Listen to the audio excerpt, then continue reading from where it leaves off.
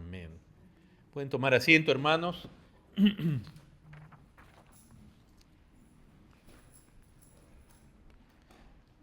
Mientras los niños más chiquititos, solo los que no pueden entender, pasan a su salón. Hechos capítulo 2, estamos, hermanos, sumergidos en este pasaje. Permítame leer desde el verso 1 al 13. Dice, cuando llegó el día de Pentecostés, estaban todos unánimes juntos. Y de repente vino del cielo un estruendo como de un viento recio que soplaba, el cual llenó la casa donde estaban sentados, y se les aparecieron lenguas repartidas como de fuego, asentándose sobre cada uno de ellos, y fueron todos llenos del Espíritu Santo. Y comenzaron a hablar en otras lenguas según el Espíritu les daba que hablasen. Moraban entonces en Jerusalén judíos, varones piadosos de todas las naciones bajo el cielo. Y hecho este estruendo se juntó la multitud y estaban confusos, porque cada uno les oía hablar en su propia lengua. Estaban atónitos y maravillados diciendo, mirad, ¿no son galileos todos estos que hablan? ¿Cómo pues les oímos nosotros hablar cada uno en nuestra lengua en la que hemos nacido? Partos, medos, elamitas y los que habitamos en Mesopotamia, en Judea, en Capadocia, en el Ponto y en Asia, en Frigia y Panfilia, en Egipto, en las regiones de África más allá de Cirene y romanos aquí residentes, tanto judíos como prosélitos, cretenses y árabes, les oímos hablar en nuestras lenguas las maravillas de Dios. Y estaban todos atónitos y perplejos, diciéndose unos a otros, ¿qué quiere decir esto? Hermanos, como ustedes ya saben, porque lo hemos venido predicando en varias semanas, y más la semana pasada cuando ya entramos por fin a Hechos capítulo 2, mantengamos siempre al leer las Escrituras, al estudiar las Escrituras, necesitamos mantener lo central, que es lo que Dios está tratando de comunicar. Ahora, dentro de ello hay muchos detalles, muchas cosas que también son parte de la Escritura preciosas que vale la pena indagar, pero no perdamos de vista lo central, que en este caso siempre recuerden, es la reversión de la maldición que causó el pecado en el huerto, cuando Adán, por su pecado, fue echado de la presencia de Dios.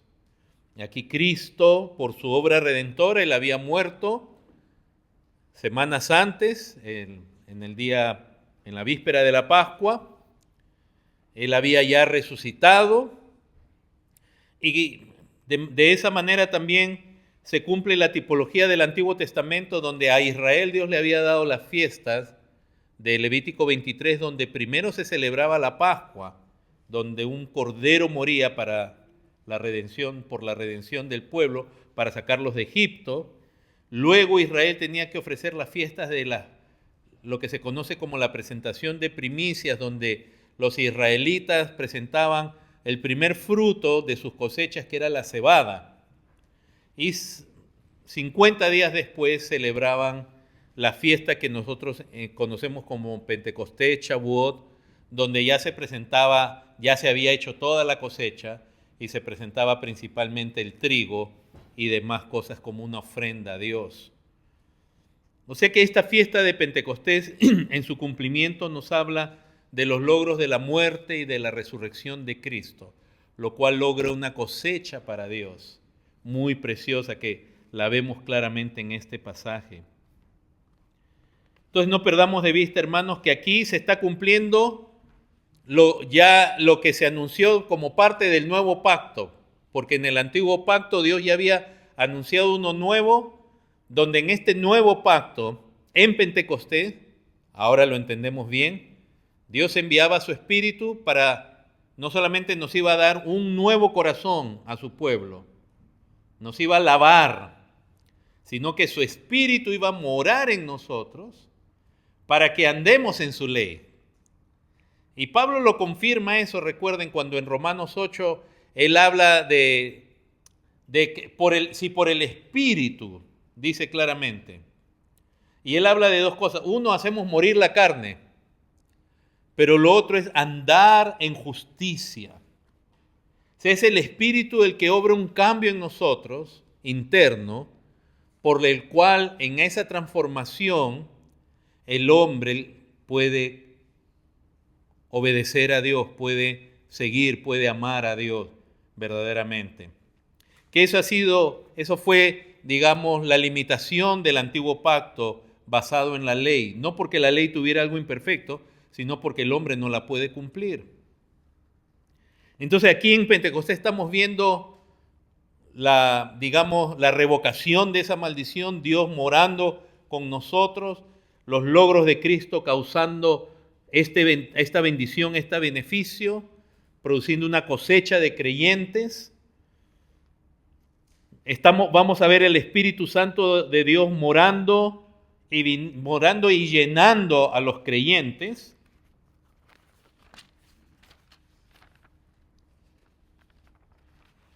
Y primeramente los creyentes eran judíos, todos ellos. Todos fueron creyentes. La iglesia por buen tiempo, por varios años, fue exclusivamente de judíos. Pero después esa promesa llega a los gentiles, como se dijo bien en la lectura bíblica, porque es la promesa de Dios de bendecir a todas las familias de la tierra, promesa que hizo desde Adán, pero es desde Adán porque antes del pecado Dios prometió bendecir a toda la raza humana. Y después a Abraham Dios le restaura esa promesa de bendecir a todas las naciones, todas las familias de la tierra. Entonces, hermanos, aquí en esta fiesta de Pentecostés, en este evento de Hechos 2, vemos algunas cosas que son maravillosas, son impactantes, porque debemos recordar que Dios, cuando Él salva a Israel, Él no lo salva de una manera, digamos, solamente intelectual, ideológica.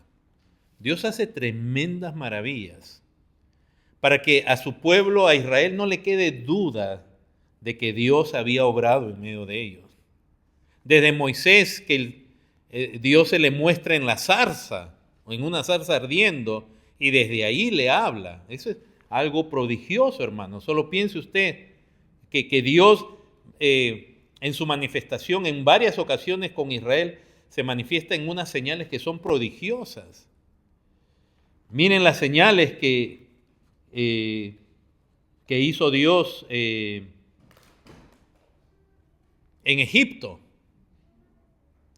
Al mismo Moisés le dio señales porque él dijo, yo voy a tu pueblo, a mi pueblo, y les digo que Dios me apareció, no me van a creer. Y Dios le dio una vara que se transforma en serpiente. Dios le dijo, mete la mano en tu seno, y la sacó y estaba leprosa. Vuélvela a meter y la saca y está sana.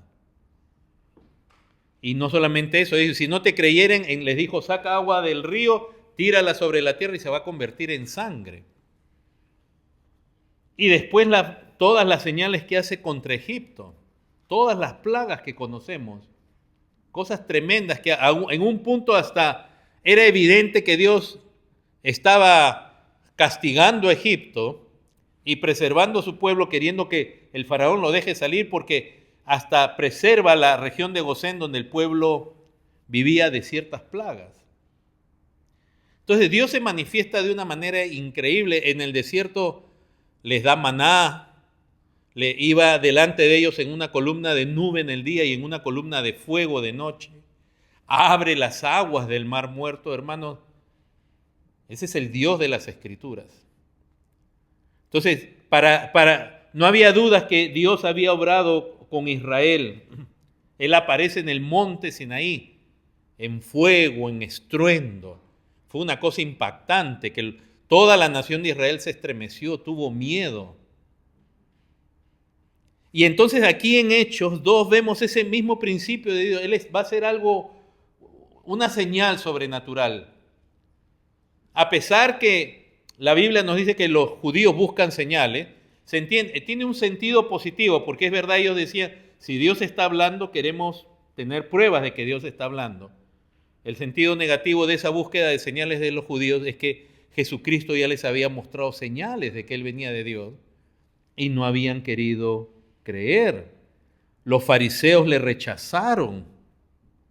Juan, el apóstol Juan, es muy detalloso en darnos a mostrar las señales que el Señor hizo y cómo los fariseos y el Sanedrín lo rechazaron a pesar de las señales. Una, entre otras razones, porque supuestamente él violentó el día de reposo al hacer una sanidad. Entonces el Sanedrín no creía en él, al contrario, a pesar de las señales, lo condenaron. Y acá mismo en Hechos capítulo 2, en el versículo 22, por ejemplo, Pedro dice, varones israelitas, oíd estas palabras, Jesús Nazareno, varón aprobado por Dios entre vosotros, con las maravillas, prodigios y señales que Dios hizo entre vosotros por medio de él, como vosotros mismos sabéis. O sea que el Señor mostró las evidencias, las señales de que él venía de parte de Dios, y aún así el pueblo no creyó. ¡Qué dureza! Llegó a resucitar a Lázaro. Es la última señal que se menciona en el Evangelio de Juan. Todo el mundo sabía que Lázaro estaba muerto. Antes de eso, él sanó a un ciego que todos sabían que era de nacimiento. Y no creían. O sea, la dureza del corazón de Israel era enorme. Y aquí de nuevo vemos esas señales. ¿Qué señales vemos? El viento. De repente vino del cielo un estruendo como de un viento recio. ¿Verdad? Que todos sabemos que en la historia de la redención de Dios, en la historia del trato de Dios con Israel, el viento, la misma palabra, se podía traducir como aliento, viento o también como espíritu, refiriéndose a algún espíritu, pero principalmente al Espíritu de Dios. O sea, para los judíos no eran ajenos a la idea de que si había un viento estruendoso y de pronto Dios estaría en ese viento. ¿No? Vemos que esa palabra Noé o Ruach en hebreo, que ellos usaban para el Espíritu de Dios, también se traducía como viento, como aliento. Y estuvo presente ese viento o el Espíritu de Dios en las aguas de la creación, en las aguas del diluvio. Sopla para que bajen las aguas del diluvio. Hubo un viento que trajo la langosta sobre Egipto. Fue un viento que abrió el mar rojo y que después lo cierra y mata al faraón y a sus egipcios. Entonces ellos no veían, debemos entender lo siguiente, es difícil para nosotros comprender porque nosotros somos parte de una generación que ha sido creído en el naturalismo, que no es otra cosa que la filosofía de creer que todo evento natural es puramente natural y Dios no interviene en eso. Por ejemplo, cuando hablamos del clima, nosotros decimos, va a ser calor, va a ser frío, hay una lluvia, y todo es una explicación, entre comillas, científica, pero ya la gente de ahora no dice, Dios nos envió esta lluvia. Solo buscamos una explicación supuestamente científica, pero no vemos al Dios que detrás creó todos esos elementos y esas leyes, y que Él hace que funcionen cuando Él camina y cuando Él quiere, Él cierra los cielos. En estos días, después de varias semanas de sequía aquí, llovió. Y yo no sé usted, pero la primera lluvia que hubo yo le di gracias a Dios. Porque es Dios quien está detrás aún de los eventos naturales. Entonces esta es una cultura, el ateísmo naturalista que se ha sembrado, que se ha convertido en una idolatría que se llama cientifismos, es una de las palabras que se usan. Que se quiere decir, la gente de ahora cree que la ciencia tiene la verdad de todo, la explicación de todo, y la ciencia, debemos seguir a la ciencia ciegamente. Mucho en la pandemia se sembró más esa idea. La ciencia lo dice, se acabó. Nadie puede opinar en contra. Y la misma gente, si alguien opinaba en contra, le decían, qué ignorante, qué bruto, y ahora está saliendo a la luz todo el engaño que hubo en todo eso que se decía en nombre de la ciencia. Entonces vivimos en un tiempo así, por eso, pero el pueblo de Israel y aún la gente antigua, claro, ellos lo atribuían a Dios. El pueblo de Israel en muchos eventos, ellos veían la relación entre Dios y el viento era uno de esos en algunas circunstancias especiales. La Biblia misma lo menciona, era un viento el que trajo codornices sobre Israel. Nosotros veríamos, ¡ay, qué suerte! Mira, el viento nos trajo codornices. Ellos veían a Dios. ¿Y quién fue el que dijo que iba a traer codornices sobre el pueblo? Fue Dios. Y Dios usa un viento. Entonces, en Ezequiel es de un viento el que da vida a los huesos secos. Y el mismo Señor Jesús, dijimos la semana pasada, cuando habla con Nicodemo y le dice de nacer de nuevo, nacer del Espíritu, el mismo Jesús usa la analogía del viento que sopla de donde quiere y oye su sonido. Dice, así es todo aquel que es nacido del Espíritu. El mismo Señor usa la analogía del viento. Entonces acá vemos viento en este pasaje. El mismo Señor, si ustedes me acompañan por un momentito a Juan 20,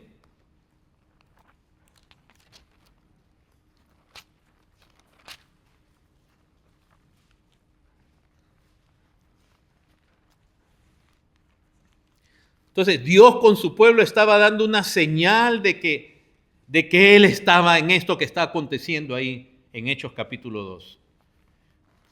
Juan 20, verso 22, dice el Señor después de resucitado, cuando entra en medio de donde estaban sus discípulos encerrados, digamos voluntariamente, estaban obviamente escondidos en cierta manera. Por el mismo versículo 19 dice que estaban reunidos, estaban cerrados por miedo a los judíos. El Señor se puso en medio de ellos y le dijo, paz a vosotros. Cuando les hubo dicho esto, en el verso 20, le mostró las manos y el costado, y los discípulos se regocijaron viendo al Señor.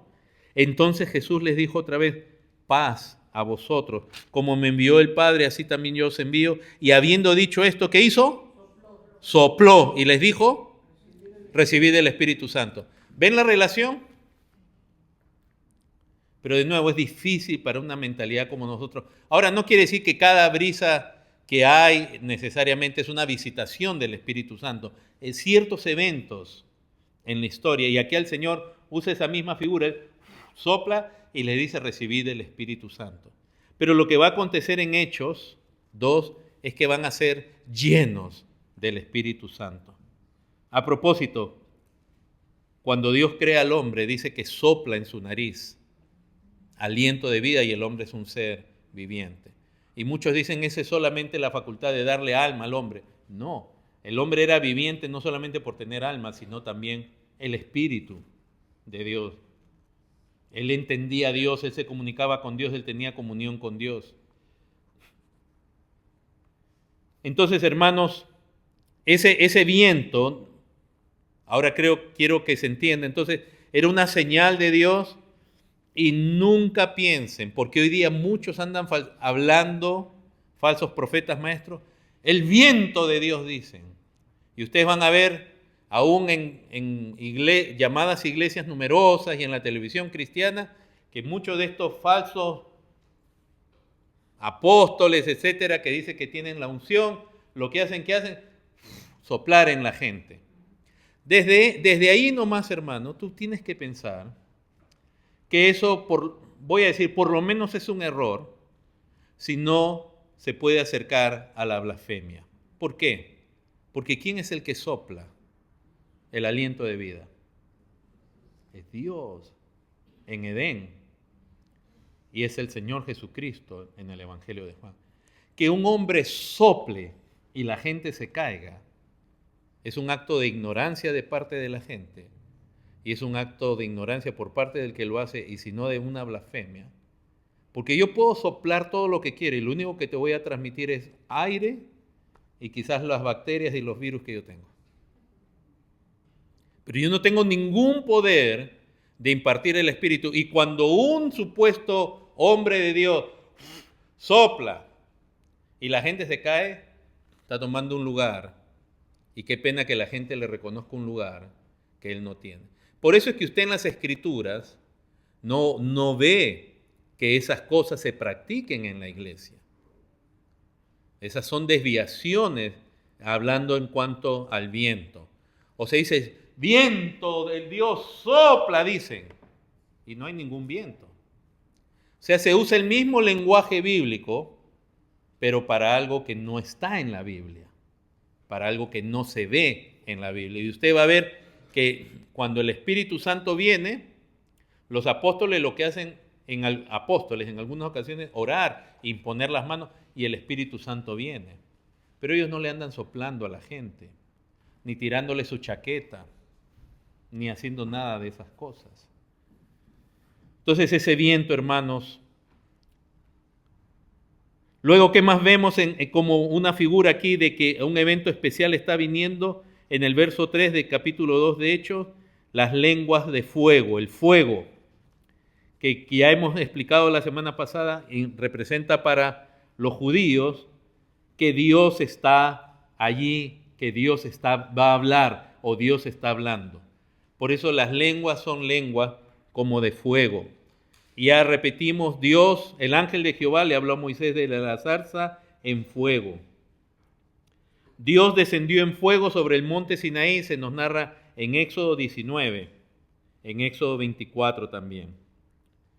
En Éxodo 24 se nos dice que la apariencia de la gloria de Jehová o de Yahweh en el monte era como de fuego.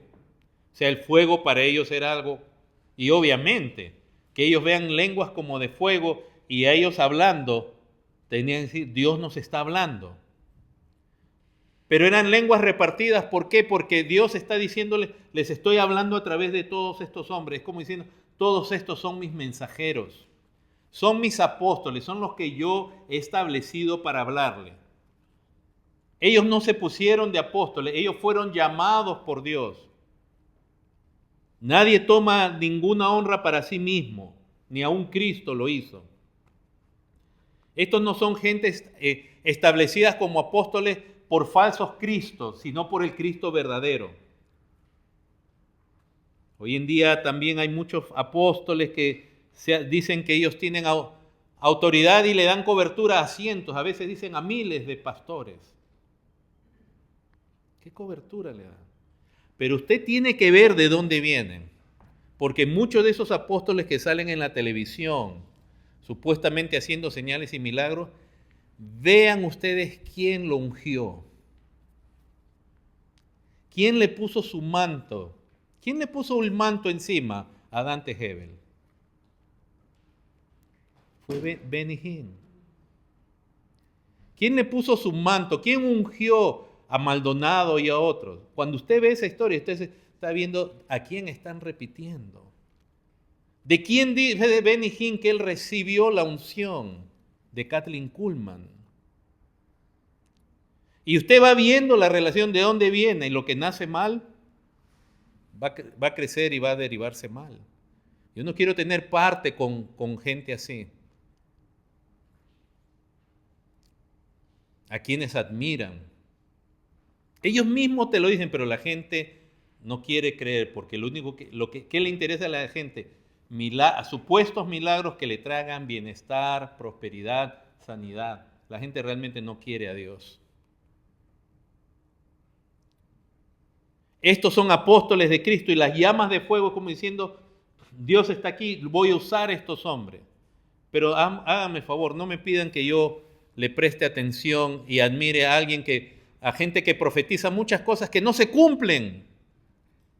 Y si Dios mismo te dice, ese no es profeta, ese no lo he enviado, ¿cómo la gente sigue ahí?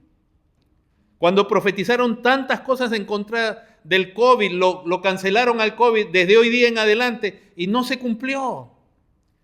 Por dar un ejemplo. ¿Cómo puedes tú seguir a un hombre, a un hombre como si fuera apóstol de Cristo, que no es apóstol de Cristo? Dice que él recibe la unción de los huesos de una persona muerta, como en el caso de Benny Hinn, con la tumba de Kathleen Kuhlman. ¿Cómo puede?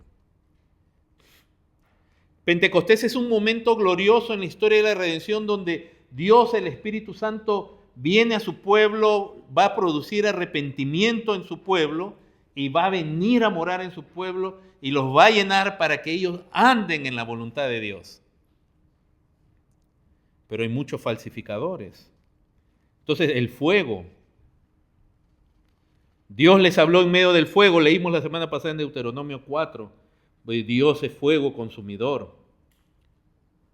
Ahora, hermanos, los judíos relacionaban obviamente a lo largo del tiempo y hasta el día de hoy, el pueblo de Dios ya no relaciona más la fiesta de las semanas o Pentecostés con lo que era el origen, la fiesta de las cosechas, sino más lo relaciona basada en la tradición de los ancianos y el libro de los jubileos con el día en que se entrega, Dios le da la ley a Moisés, el pacto que hace Dios.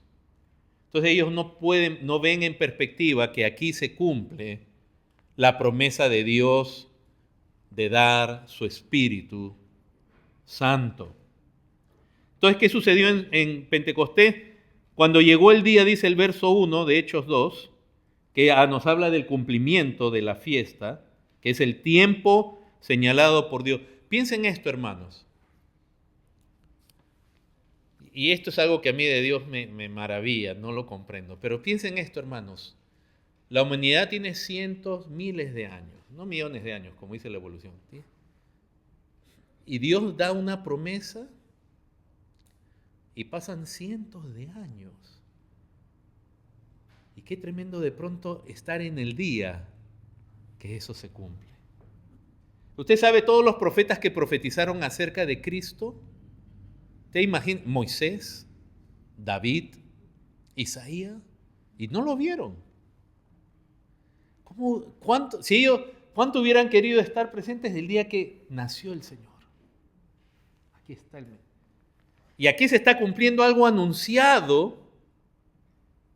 Llega ese día. Qué tremendo en la historia. Todos estaban unánimes juntos. Tendemos a pensar que son solo los apóstoles que estaban ahí en ese momento y quizás algunas personas cercanas más. Pero los autorizados a hablar en nombre de Dios eran los apóstoles. Son ellos los que, por eso dice en el verso 14, entonces Pedro poniéndose en pie con los 11. Si ahí habían más personas y no lo sabemos, de hecho estaban los 12, digamos, o los que eran, pero solo ellos son los autorizados para hablar de parte de Dios. Hermanos, para hablar en nombre de Dios hay que tener mucho cuidado. Por eso cuando hablamos de Dios nosotros tenemos que hablar por lo menos bíblicamente. No debemos hablar lo que no sabemos, lo que no entendemos. Es mejor callarse. Solo hablamos lo que sabemos entendemos de las Escrituras, porque eso es suficiente y eso va a ser de edificación. Porque hablar en nombre de Dios es algo muy delicado. Tú estás arrogándote la representación de Dios. Entonces, hermanos, ellos eran los señalados. ¿Y qué dice la palabra ahí? Vino del cielo, en el verso 2, un estruendo. Esto es algo que vino del cielo, que viene de Dios, quien mora en el cielo. Y acuérdense que el capítulo 1, en la mitad se nos narra la ascensión de Cristo. Cristo en su encarnación asciende al cielo, Él está en el cielo. Él había prometido que Él iba a enviar la promesa, que el Padre iba a enviar la promesa. Por eso dice, esto viene del cielo.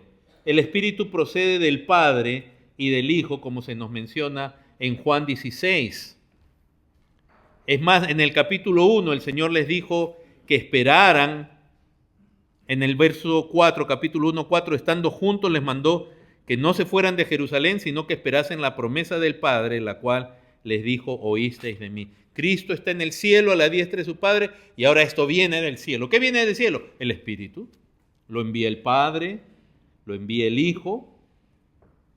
La obra redentora es trinitaria. El Hijo de Dios ya vino al mundo, cumplió su labor, ascendió y ahora Él manda a Dios, el Espíritu Santo. Él está en su pueblo y con su pueblo.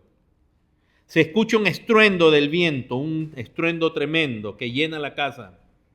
Y ya hemos dicho que ese es el paralelismo hay un paralelismo ahí con el Dios que llena el tabernáculo y que llena el templo. porque en Hechos 2:4 dice, fueron todos llenos del Espíritu Santo. Porque ahora, ¿quién es el nuevo templo de Dios? Es la iglesia. Dios llenó el tabernáculo. Tiempo después, cuando ya fue construido el templo, Dios llena el templo. Y ahora, ¿qué es lo que Él llena?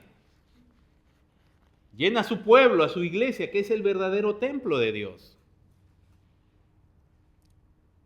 Dios mora en su templo. ¿No sabéis que sois el templo del Espíritu de Dios? ¿No sabéis que el Espíritu de Dios mora en vosotros? Y en el Antiguo Testamento se hace referencia a que la gloria de Jehová llena el templo. Y aquí estos son llenos también de Dios, llenos del Espíritu de Dios, de la gloria de Dios. Y aparecen lenguas, que en eso nos quedamos la semana pasada. Lenguas repartidas como de fuego, dice que ya claramente, como lo dice ahí en el capítulo 2, verso 6, dice a la mitad, estaban confusos porque cada uno les oía hablar en su propia lengua. Verso 11, cretenses y árabes, después de mencionar a muchas naciones, les oímos hablar en nuestras lenguas, en los idiomas. Estas lenguas que ocurren ahí son idiomas que se hablaban en ese tiempo, porque ahí habían judíos de todas las naciones de la dispersión, habían venido a adorar. Estos eran los judíos devotos. Muchos judíos ni venían, pero estos eran los devotos que venían a adorar en Jerusalén a la Pascua y se quedaban hasta Pentecostés. Hermanos, estos judíos, decíamos, se espera que todos hablaran un solo idioma, el arameo, que era la lengua común de los judíos en ese tiempo, aunque su lengua original materna es el hebreo. Pero el hebreo estaba en desuso aún entre los judíos.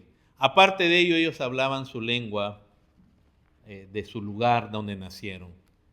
Y cuando el Espíritu Santo los llena, les da una capacidad que estos hombres, que eran todos de Galilea, recuerdan, los judíos dijeron, ¿no son galileos estos? ¿Cómo les oímos hablar en nuestras lenguas?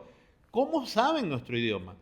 Quiere decir que el don de lenguas es una habilidad de hablar en un idioma que uno no ha aprendido, que no es normal en uno. Es como que si yo hablara árabe, del cual no sé nada, o usted habla en una lengua que no conoce.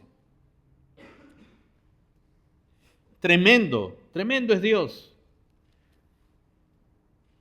El don de lenguas que Dios dio en esta visita, en su visitación del Espíritu Santo, no era balbucear frases incoherentes, eran lenguas, hablar idiomas. Se usa dos palabras en griego, ahí se usa la palabra dialecto, que es la lengua de cada uno, pero también se usa la palabra glosia, que es lengua, pero definitivamente se refiere a idiomas. Ahora, hermanos, pensemos, la gracia de Dios, fíjense, ¿qué idioma habla Dios como ser en el cielo? ¿Qué idioma habla el Padre con el Hijo y con el Espíritu Santo? ¿Habla hebreo? El hebreo, el griego, el español es un lenguaje humano, muy limitado. El lenguaje, acá lo que vemos es la gracia de Dios, y este es el punto en Pentecostés que logra Dios morando con su pueblo, llenándolos, y va a hablar por medio de ellos con los hombres en un lenguaje que los hombres entiendan. ¿Cómo no ver la gracia de Dios cuando Dios nos habla, hermanos? Oh, hermanos, yo sé, cuando decimos la palabra de Dios y Dios nos habla a través de su palabra, si tú no ves la gracia que significa que Dios te esté hablando, porque tú y yo no pudiéramos entender a Dios realmente. Dios condesciende con el hombre con una característica humana, es más, que fue parte del castigo en Babel, para que el hombre en la gracia de Dios le entienda y Dios lo salve. Y eso entendieron los reformadores, por eso comenzaron a traducir la Biblia ¿De qué sirve tener? La Iglesia Católica afirmaba que el latín es la lengua de Dios, como los judíos afirman que el hebreo es la lengua de Dios y se acabó. Y nada, las misas, todo era en latín hasta mediados del siglo pasado, no hasta hace 1000 años. Las personas más mayores en nuestro contexto pueden recordar quizás si iban a la misa cuando era en latín. Y la gente no entendía nada. En cambio, los reformadores dijeron, esto hay que traducirlo para que la gente entienda. Y muchos de ellos fueron perseguidos, asesinados. Biblias, miles de Biblias fueron quemadas por el catolicismo romano. Ahora ellos dicen son la iglesia verdadera y ya tienen Biblias en español, pero eso lo copiaron de la Reforma.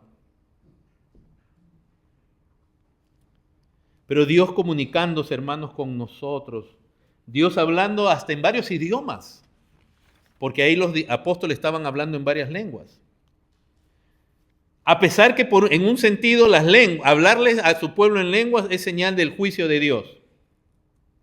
Porque el juicio de Dios contra una nación al cual Dios se le reveló en la lengua de ellos por medio de Moisés en hebreo, aunque era el hebreo antiguo. Siempre hacemos esa aclaración, que es distinto que el hebreo contemporáneo. Pero si ustedes apuntan, para que lo lean completo en sus casas, Ezequiel 3. Ezequiel 3, tú vas a ver cómo Dios lo envía a Ezequiel a un pueblo, le dice que es de dura cerviz, que no te quiere oír. Ezequiel dice así en el capítulo 3, verso 1. Léanlo todo el capítulo, pero yo les voy a leer solo estas partes. Hijo de hombre, come lo que hayas, come este rollo. Y ve y habla a la casa de Israel, y abrí mi boca y me hizo comer del rollo, que es el rollo que estaba escrito con la palabra de Dios. Me dijo, hijo de hombre, alimenta tu vientre, llena tus entrañas de este rollo que yo te doy. Y yo lo comí y fue en mi boca dulce como la miel, que es el principio. Primero, antes de uno hablarle a otro, uno tiene que comer. Y por eso es que yo muchas veces digo, no debemos enseñar en el púlpito lo que recién hemos aprendido o lo que todavía no vivimos. No, esto tiene que ser parte de ti, tienes que asimilarlo para después tú hablarle. Cuando estudiamos para preparar un mensaje no es para enseñar algo que no sabemos, sino es para darle un orden, una organización, un cuerpo a un mensaje. Verso 4 dice, hijo de hombre, ve y entra en la casa de Israel y habla a ellos con mis palabras, porque no eres enviado a pueblo de habla profunda ni de lengua difícil, sino a la casa de Israel. No a muchos pueblos de habla profunda ni de lengua difícil, cuyas palabras no entiende. Sí, a ellos te enviaré y ellos te oirán. Mas la casa de Israel no te querrá oír, porque no me quiere oír a mí. Porque toda la casa de Israel es dura de frente y obstinada de corazón. O sea que Dios, aún hablándoles en su lengua, no escuchaban. Entonces, hablarles en lengua era señal del juicio de Dios, porque así se anuncia en Isaías 28, todo el capítulo también léanlo, del 1 al 29, pero particularmente en el verso 11, donde Dios dice, en lengua extraña Dios te hablará. Isaías 28 es muy precioso, hermanos, en la estructura que tiene.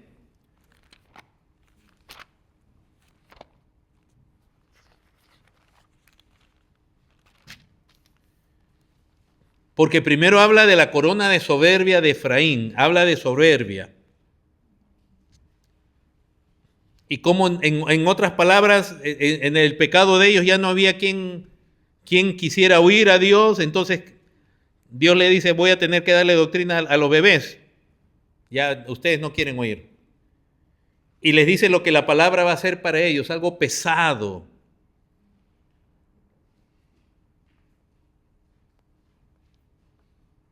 Pero el verso 11 dice, en lengua de tartamudos y en lengua extraña hablará a este pueblo. El verso 13 al final dice, hasta que vayan y caigan de espalda. Es un mensaje de juicio también. El verso 16 habla de la piedra escogida, preciosa, al cual Dios estaba llamando al pueblo a creer, pero que ellos rechazaban y que iban a ser destruidos.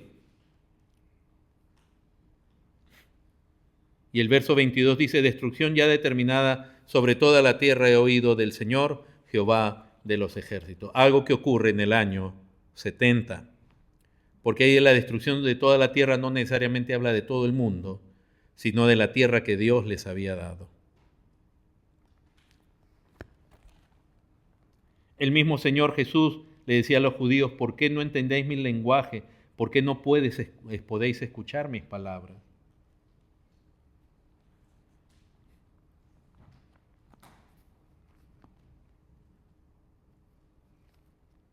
Miren, acompáñenme 1 Corintios 14. Estoy haciendo un alto en las lenguas, recuerden, para que entiendan cuál es el propósito de las lenguas. Por un lado, la gracia de Dios, pero también era una señal de juicio contra Israel. 1 Corintios capítulo 14, dice así en el versículo 21 y 22. En la ley está escrito, en otras lenguas y con otros labios hablaré este pueblo, y ni aun así me oirán, dice el Señor. ¿No le ha pasado a algunos de ustedes cuando eran chicos o a sus hijos? ¿No les ha pasado? A mí me pasó varias veces, que cuando uno hacía algo malo, no quería obedecer o era regañado, que los papás le decían a uno o la mamá, ¿en qué idioma quieres que te hable? ¿Nunca les pasó? ¿En qué idioma quieres que te hable para que entienda?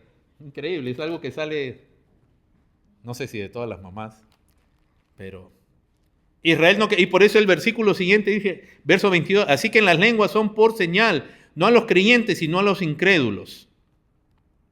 Son una señal del juicio de Dios. Estos hijos de Israel que estaban tan enraizados en su lengua materna, en sus costumbres, en sus tradiciones. Dios que va a llegar a otras naciones, a otras gentes,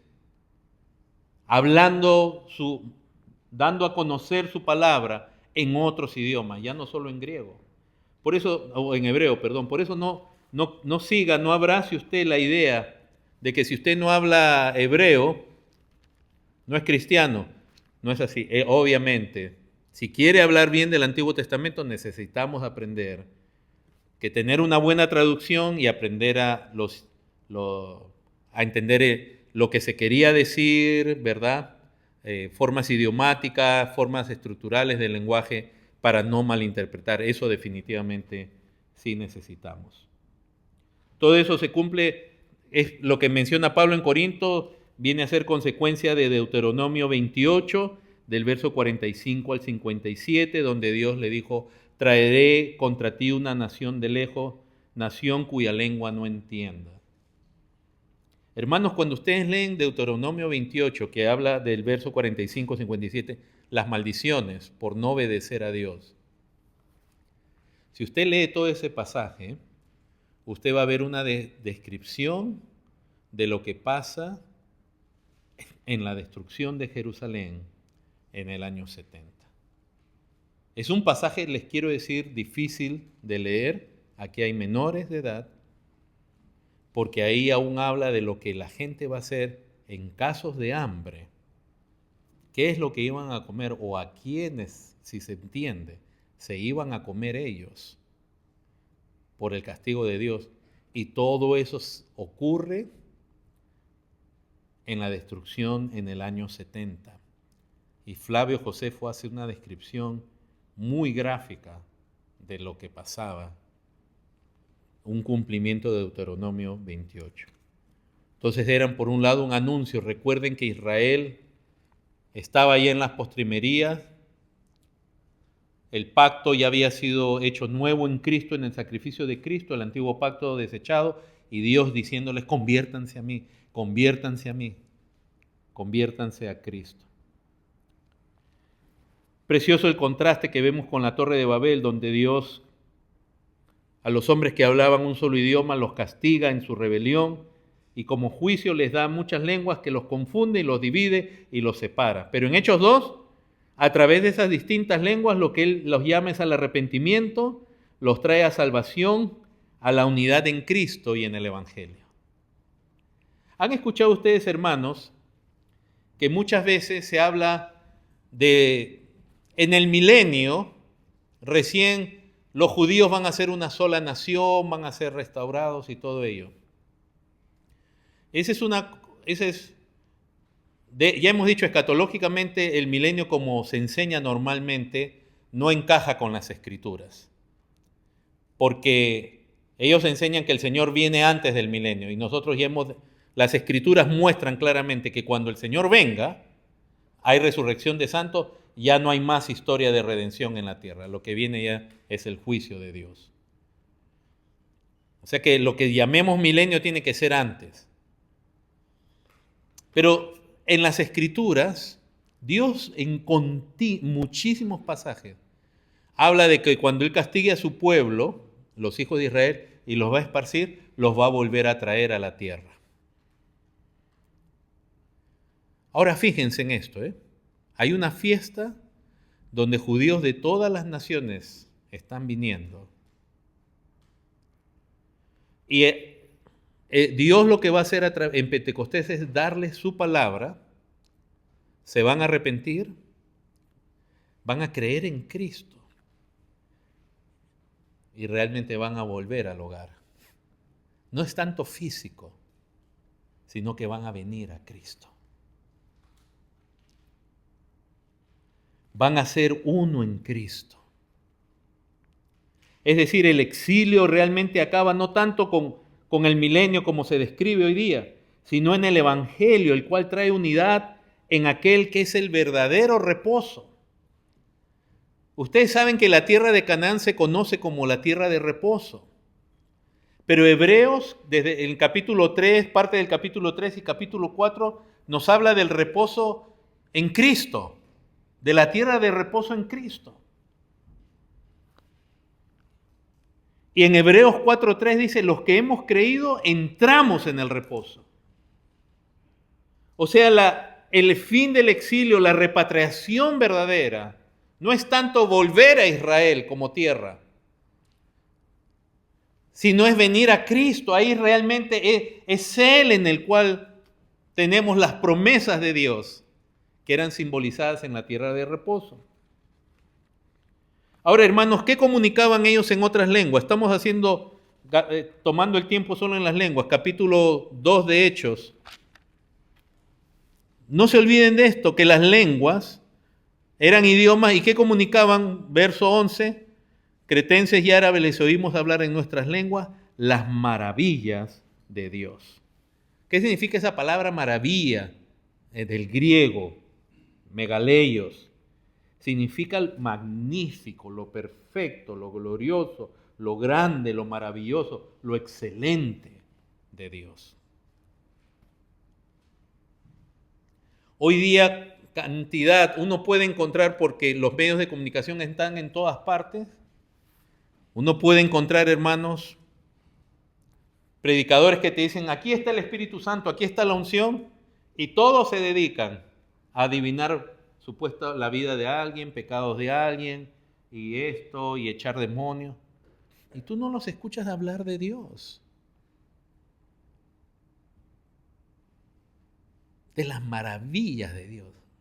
No conocen a Dios.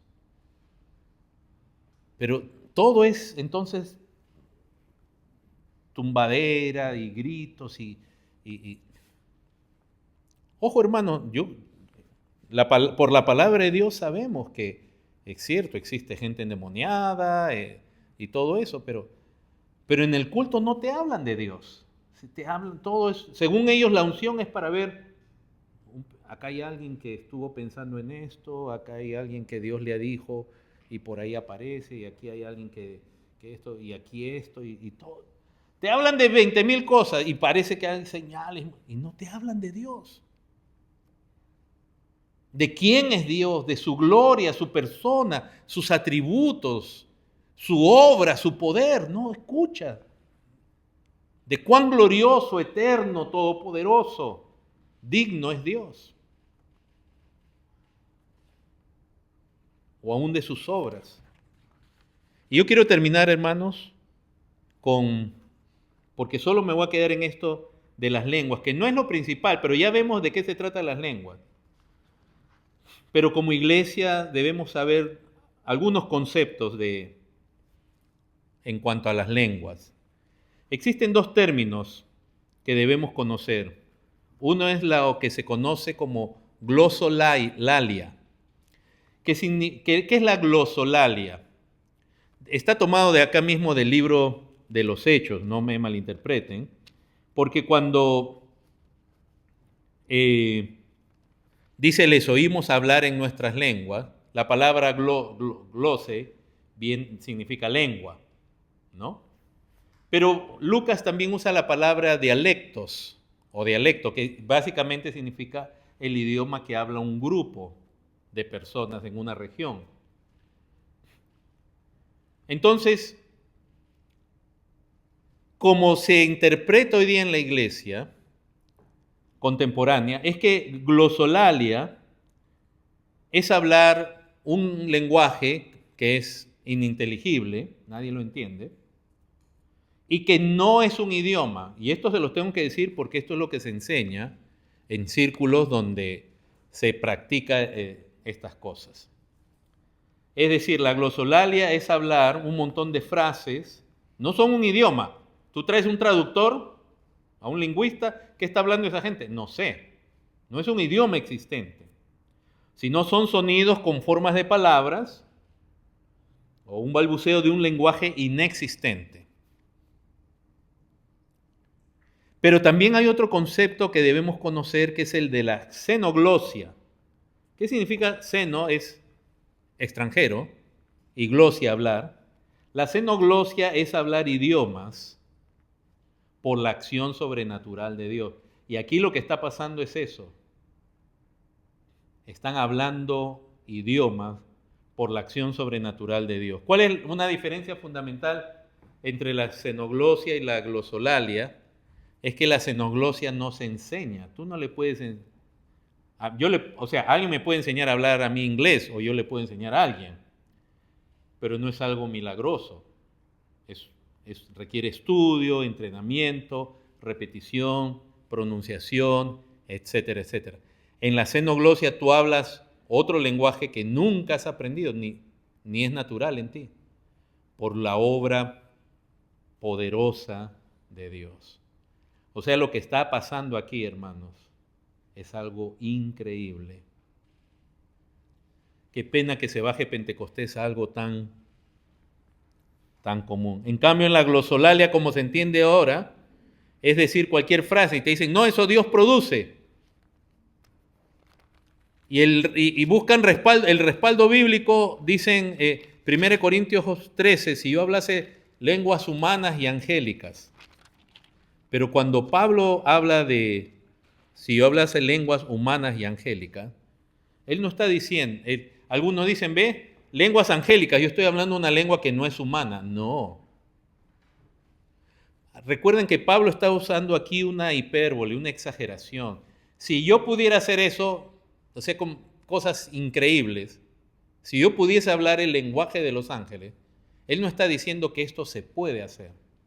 Si yo pudiera trasladar un monte, si yo, por ejemplo, dice, si yo entendiese todos los misterios, ¿hay alguien que entiende todos los misterios? No.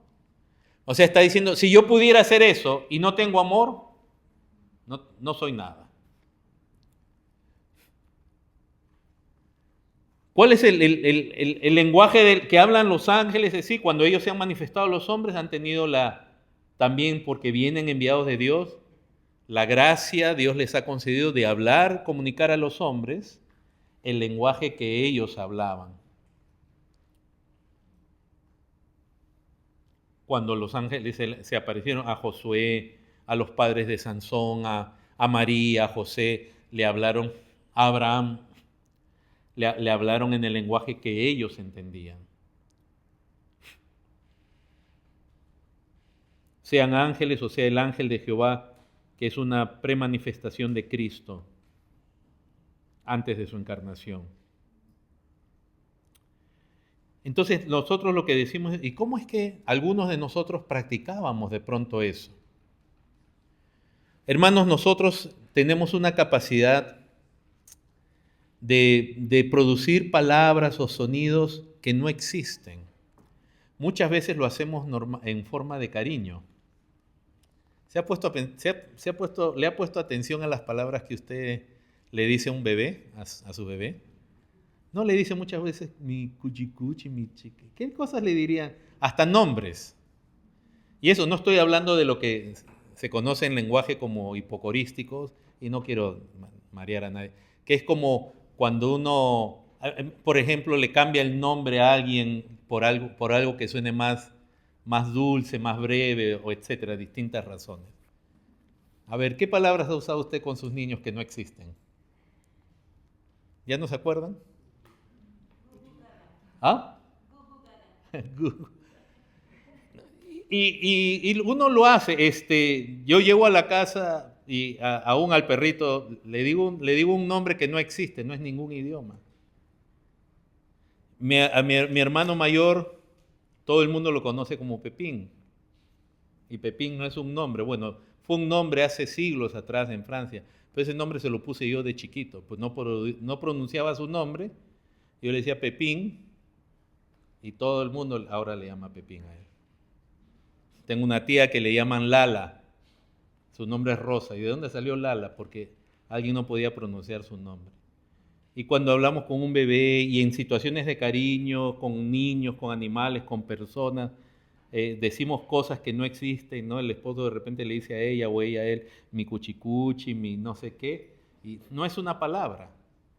Tenemos una capacidad de expresar palabras que no existen, que muestran de pronto cariño, pero en el caso de muchas iglesias lo que eso se produce es por causa de manipulación.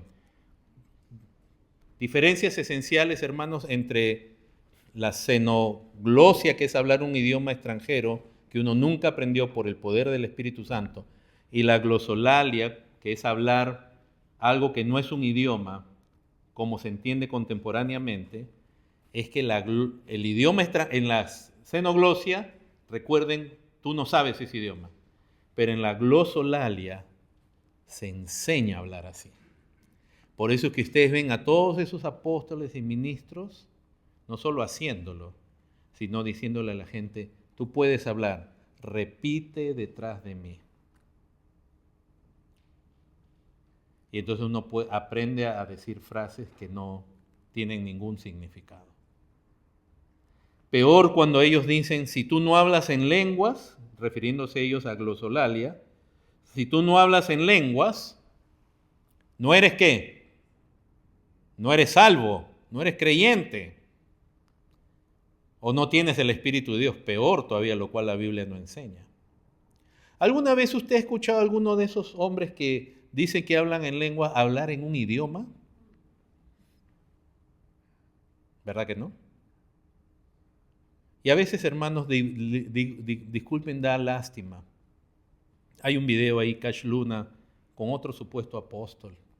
Los dos sentados, riéndose. Y uno dice, ¿qué más? Y el otro le habla en un balbuceo y él se está riendo como si le entendiera. O sea, qué manera de desvirtuar algo tan poderoso que hace Dios, que les dio la habilidad de hablar idiomas que ellos no conocían. Nuestras experiencias, para aquellos que practicamos de eso en algún momento, en alguna etapa de nuestra vida, la experiencia fue real, fue sincera, pero no fue verdadera. Hay una diferencia en que algo sea real. Yo puedo sentir una emoción real, pero que está alejada de la verdad. Por eso nosotros no predicamos experiencias, sino la palabra de Dios. Y nuestras experiencias las examinamos, las evaluamos a la luz de la palabra de Dios. Dios, cuando se comunica, lo hace con palabras que podemos entender, y no con palabras que no son entendibles. Es más, cuando se trata de la xenoglosia, o sea, del hablar idioma, hasta el mismo apóstol Pablo en 1 Corintios 14 pone orden a la iglesia. Pone orden.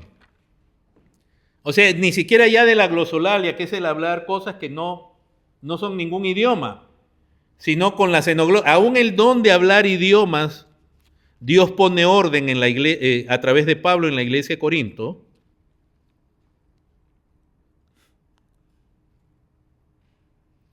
Verso 18 dice, doy gracias a Dios que hablo lenguas más que todos vosotros, pero en la iglesia prefiero hablar 5 palabras con mi entendimiento para enseñar también a otros que 10.000 palabras en lengua desconocida.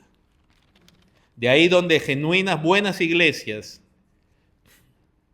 aún reformadas que creen en el continuismo de este don, tienen este don bien restringido. O sea, alguien va a hablar en lengua, ellos no niegan que alguien pueda hablar en lengua y en cierta manera yo no niego que alguien lo pueda hacer, pero hablen una lengua. Y tenía que haber un intérprete, decía Pablo. Y si no, háblenlo en su casa.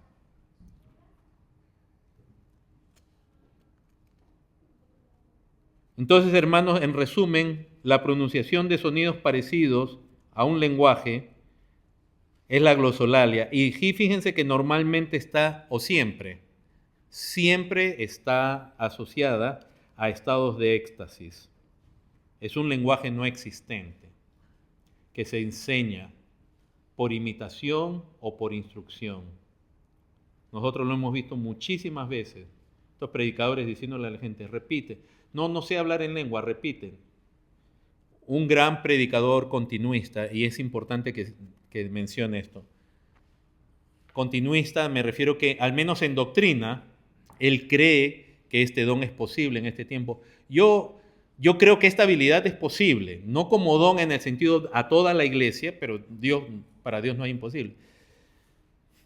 Sin embargo, John Piper, un gran hermano, un hombre de Dios tremendo, aún en su postura continuista, él dice, yo nunca he hablado en lenguas.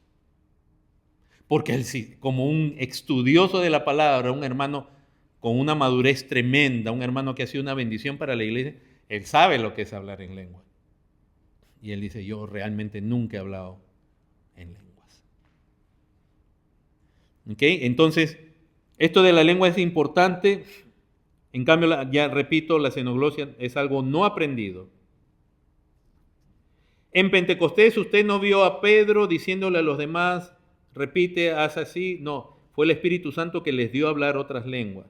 Lo mismo vimos en la lectura de hoy donde Cornelio. No fue Pedro enseñándoles una técnica de qué repetir. Pero por último, hermanos, la lengua no es una condición de salvación o de llenura del Espíritu Santo. Porque aún en el contexto de esos tiempos donde ese don era abundante, y como no lo es ahora usted ve en muchos lugares mucha gente haciendo lo que es glosolalia, pero xenoglosia, hablando idiomas realmente. Les dijimos, cuando nace el movimiento pentecostal en la calle Azusa, se supone que una mujer fue llena del Espíritu Santo y hablaba en chino. Pero cuando llevaron el traductor chino, no entendió ni chino. No era chino eso. De las muchas variantes de chino que hay. Entonces hay que tener cuidado, hermanos. No debemos imitar algo tan precioso que Dios lo hizo. Que yo no digo Dios no lo puede hacer, pero de que lo vea, de que sea algo común. Y para que mantengamos que el punto de la lengua era Dios comunicándose con su pueblo, comunicando sus maravillas y el Evangelio. Les invito a ponerse en pie.